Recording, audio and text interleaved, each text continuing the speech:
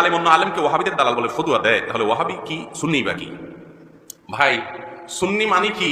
এখন আমাদের সমাজে সাধারণত সুন্নি বলা হয় যাদের ডায়াবেটিস নাই, অর্থাৎ জিলাপি খায় মিষ্টির পরে। কথা বুঝতে পারছেন?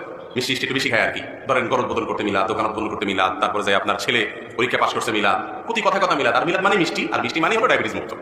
তো সেই জন্য বললাম যে সুন্নি বলতে আমাদের সমাজে বোঝানো হয় মূলত যারা ডায়াবেটিস নাই, প্রচুর মিষ্টি খায়, জিলাপি খায়, এ হলো সুন্নি আমাদের সমাজের সংজ্ঞা। সুন্নি অনেক বড় জিনিস, অনেক ঊর্ধ্বের জিনিস।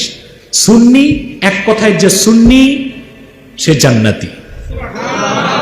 কোন খাঁটি সুন্নি, আল্লাহর পবিত্র সত্তার কসম, কোন খাঁটি সুন্নি জাহান্নামে যাবে না, ফার্স্ট চান্সে জান্নাত পাবে।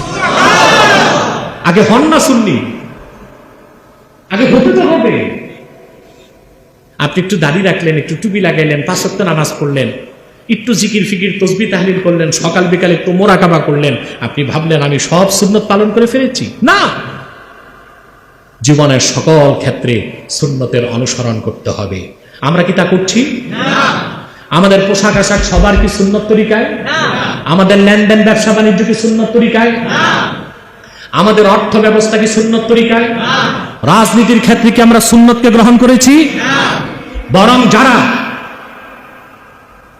বাংলাদেশে, আমি বহু ব্যাখ্যা দিচ্ছি, বলা হয় সুফি দরবেশরা বলে অরাজনৈতিক সংগঠন। দেখছেন লেখা, নাম ছোট করে লেখা আলোচকদের, কিন্তু লাল কালি দিয়া মোটা করে লিখে দিচ্ছে অরাজনৈতিক সংগঠন। এর মানে আগেই তাগুতের কাছে মস্তক নত করে ক্ষমা চাইছে। কি চাইছে?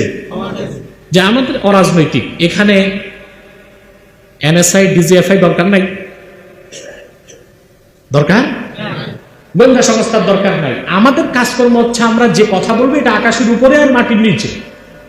মাঝখানে আপনারা যে কি করতেছেন, চুরি চামারি বদমাশি লুটপাট চক্রান্ত ষড়যন্ত্র সন্ত্রাস, গরিবকে লুটে খাওয়া, দেশের সম্পদ পাচার করা, শিরকি কাজ, কুফরি কাজ, তাগুতি কাজ, এদিকে আমরা তাকাবো না। আমরা আমাদেরকে নিয়ে আসি, আমাদের বক্তব্য আকাশের উপরে আর মাটির নিচে।